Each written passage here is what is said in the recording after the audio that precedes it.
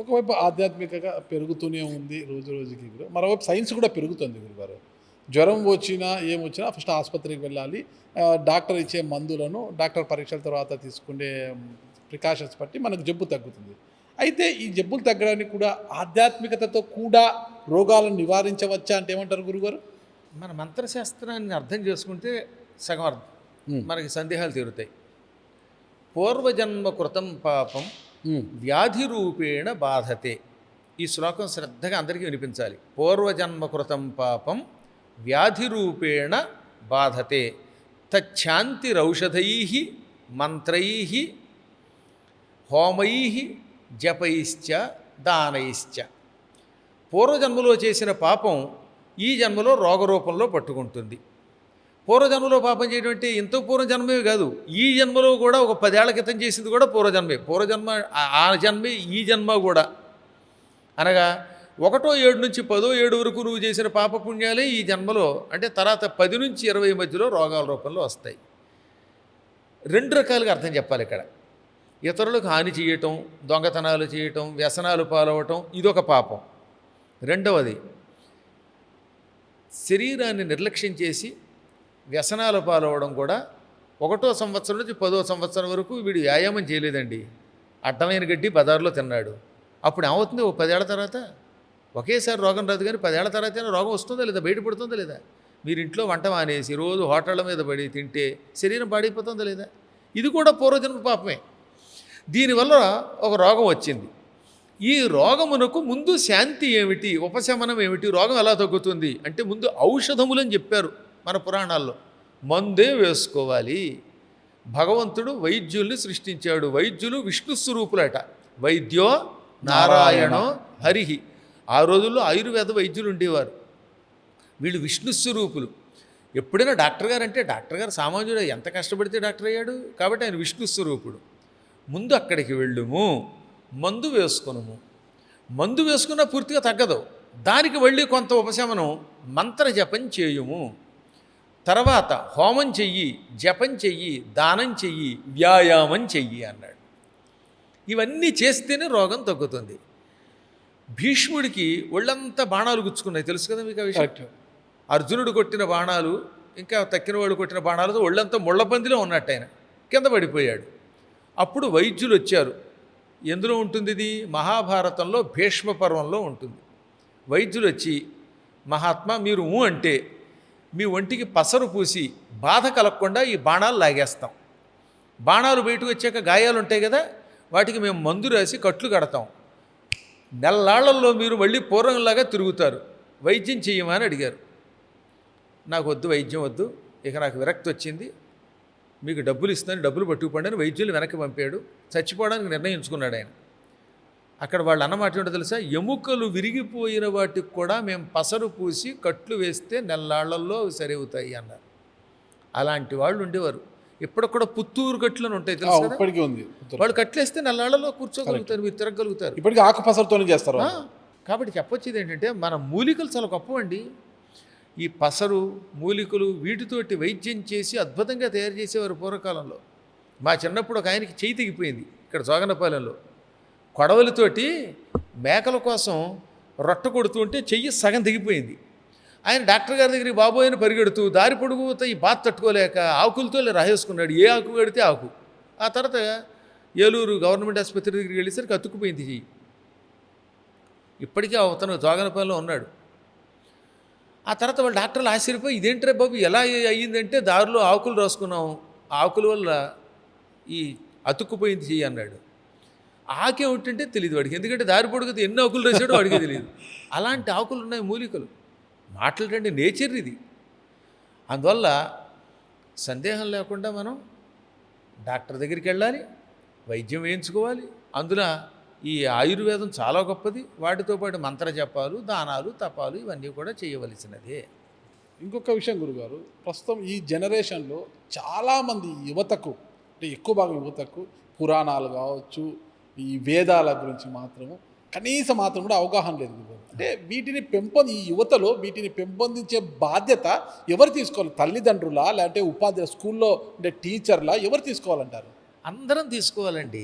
మీ బాధ్యత మీది, నా బాధ్యత నాది కాబట్టి ముందు తల్లి ఆవిడ కొంత పురాణ కథలు తెలుసుకుని చిన్నప్పటి నుంచి పిల్లలకి అవి చెబితే పిల్లలకు ఆసక్తి కలుగుతుంది. ఉదాహరణకి మా అల్లుడు ఉన్నాడు.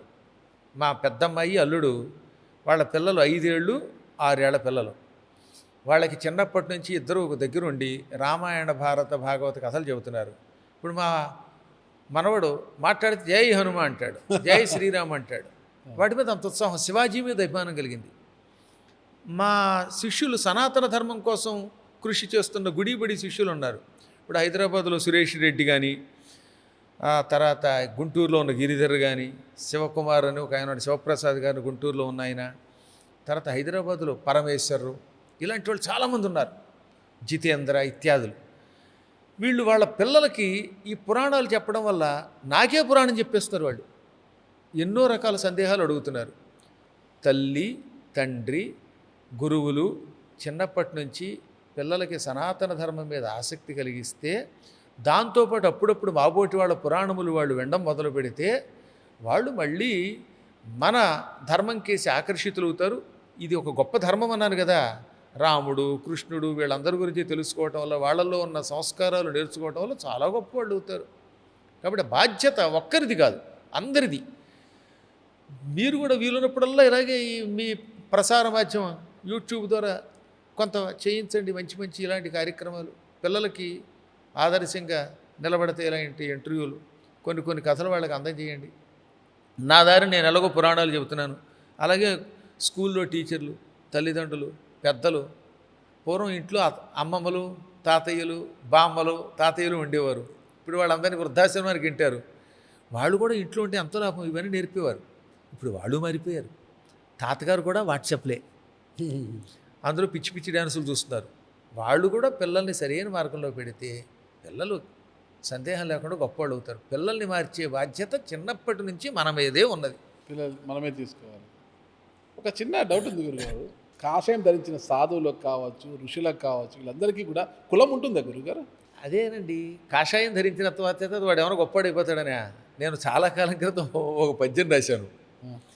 రాము పాత్రభూ నిరంగస్థలి నటిల్చు రంగుమోము వాడు రాముడగునే, కావులు నినంత కామంబులుడుగునే, వినుతశీల సద్మ వినుర పద్మ.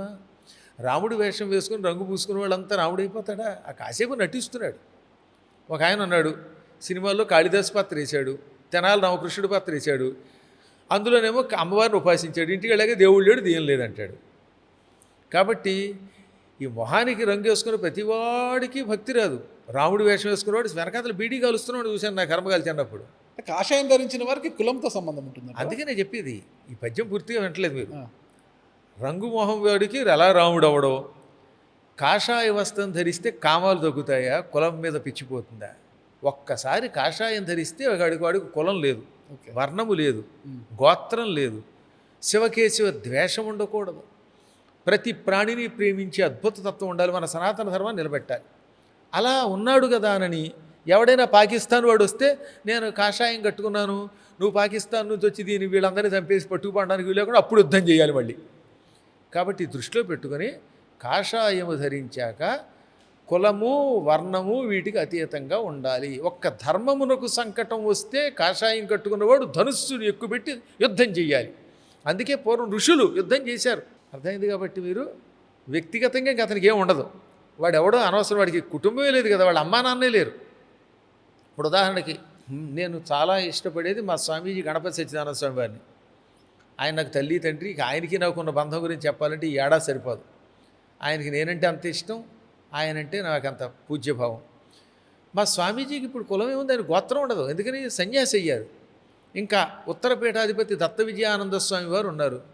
ఇప్పుడు ఆయన ఒక్కసారి సన్యాసి అయ్యారు, ఇంకా ఆయనకి కులం లేదు, గోత్రం లేదు. అందుకే అక్కడికి వెళ్ళాక అందరూ సమానమే, అందరినీ ఎంతో ప్రేమగా చూస్తారు. ఎంత జాగ్రత్తగా ప్రేమగా చూస్తారో మన ధర్మం కోసం అవసరమైతే కత్తిపట్టి యుద్ధం చేయడానికి కూడా సిద్ధపడేలా ఉంటారు. అలాంటి వాళ్ళని సాధువులు అంటారు. ఈ యుగంలో మన అదృష్టం అన్నవాడు దత్తపీఠం అంటే అలాంటి వాళ్ళని చూసి ఆదర్శంగా ఉండాలి. గురుగారు ఒక మంచి విషయం చెప్పారు. ఒకసారి కాషాయం ధరించి సన్యాసిగా మారిన తర్వాత కులము వర్ణము గోత్రము ఏమీ ఉండదు, ఈ కులము మతం ఏమి ఉండదు అని చెప్పి చాలా మంచి విషయం గురుగారు. ఇది చాలా అవసరం కూడా. అయితే ఇక్కడ నేను పేరు చెప్పకూడదు అనుకుంటున్నాను, కానీ చెప్పాల్సి వస్తోంది ఇక్కడ. ఆ, ఇక్కడ ఏమైందంటే ఒక పీఠాధిపతి దగ్గరకు, ఒక బ్రాహ్మణోత్తరుడైన ఒక పీఠాధిపతి దగ్గరకు మహబూబ్ నగర్ ఉంది సార్, తెలంగాణ మహబూబ్ నగర్ అవతల నారాయణపేట దగ్గర ఒక పీఠం ఉంది అక్కడ. ఆ పీఠాధిపతి ఒక దళితుడు, శ్రీ శ్రీ శ్రీ ఆది పరాశక్తి ఆయన పేరు కూడా. ఆయన మరో పీఠాధిపతి దగ్గరికి వెళ్ళినప్పుడు ఫోటో దిగడానికి ఇతను దళితుడు అనేసి దూరంగా నిలబడు అని అన్నారట. అంటే కాషాయం ధరించిన మీరు మరొక కాషాయం ధరించిన వాడిలో కులం ఎందుకు చూశారు? నాకైతే అవేమి తెలియదు, కానీ న్యాయానికైతే ఒక్కసారి చెప్పే కదా మీకు, కాషాయ వస్త్రమాత్రేణ యతి పూజ్యో నసంశయ. అంటే అలా కాషాయం ధరించాక ఇలాంటివి ఉండవు. అందుకే మీకు చూడండి, ఆముక్తమాల్యద అని ఒక కావ్యం ఉంది. ఆముక్తమాల్య ఆముక్తమాల్యద కావ్యం కథ ఏంటి, మాలదాసరి. ఆయన ఆ రోజుల్లో దళితులందరికీ కూడా సన్యాసం ఇప్పించి వాళ్ళని దాసరులుగా మార్చి అద్భుతంగా కార్యక్రమం చేయించేవారు. వ్యక్తిగతంగా నేనైతే ఎట్టి పరిస్థితుల్లోనూ కూడా వీటికి ఒప్పుకోను. చెప్పా కదా, వారి వారి సంస్కారాలు అక్కడ ఏం జరిగింది అనేది నాకైతే బాహ్య ప్రపంచం తెలియదు కాబట్టి తెలియదు. కానీ మా దగ్గర మా పీఠంలో అన్ని రకాల వాళ్ళు ఉంటారు తెలుసా. రాంబాబు అని ఒక అతను వస్తాడు. మీ పీఠంలో దళితులకు ప్రవేశం ఉందా? తీసుకురండి మీరు, ఇప్పుడు వెంటనే మీరే తీసుకురండి, మీరు ఈ వీడియో తీసుకుందరు. కానీ దళితులే పెట్టి వాళ్ళు వీళ్ళని కాదు, ముస్లింలు మాకు భక్తులుగా వచ్చేవారు తెలిసిన మీకు. ఎప్పటికి కూడా కొంతమంది ముస్లిం ఉన్నారు, చాలామంది తెలియదు. గుంటూరు నుంచి ఒక ఆయన అయితే ట్యూటోరియల్ సెంటర్ పెట్టుకుంటున్నాడు, ఆయన ఉన్నారు. మా దాంట్లో వాళ్ళు ఇందులోకి వచ్చి ఎంతో భక్తితో పూజించుకుంటున్న వాళ్ళు ఉన్నారు. ఆవిడ పేరు ఏదో బీబీ అని పిలిచేవాళ్ళం, బీబీ నాంచారమ్మని సరదాగా పిలిచేవాళ్ళం. ఆవిడ ఎప్పుడు రెగ్యులర్గా ఇక్కడ బొట్టు పెట్టుకుంటే ముస్లింలు ఎవరికి తెలియదు. ఇదే ఇప్పుడు చెప్తున్నారు, కల్లు గీత కార్మికుడు ఉన్నాడు ఇక్కడ రాంబాబు అని. అతను వృత్తి కళ్ళు గీసుకోవడం. ఆ వృత్తి చేసేసి స్నానం చేసి వస్తాడు. ఇక్కడ సాయంత్రం అయ్యేసరికి కార్తీక మాసంలో ఉపవాసం ఉంటాడు, దీపాలు వెలిగిస్తాడు. కాబట్టి ఎవరి వృత్తి వారిది. అయ్యాక స్నానం చేయటం, వచ్చి ఇక్కడ గుళ్ళో వచ్చి ప్రదక్షిణ చేయడం. గుళ్ళోకి భగవంతుని అనుగ్రహం పొందడానికి వాళ్ళు వీళ్ళు ఏమిటండి, వీరు భక్త కన్నప్ప ఎవరు, అడవిలో పచ్చి మాంసం తినే పోయేవాడు, అంతకంటే గొప్ప భక్తుడు ఎవడని ఉంటాడా?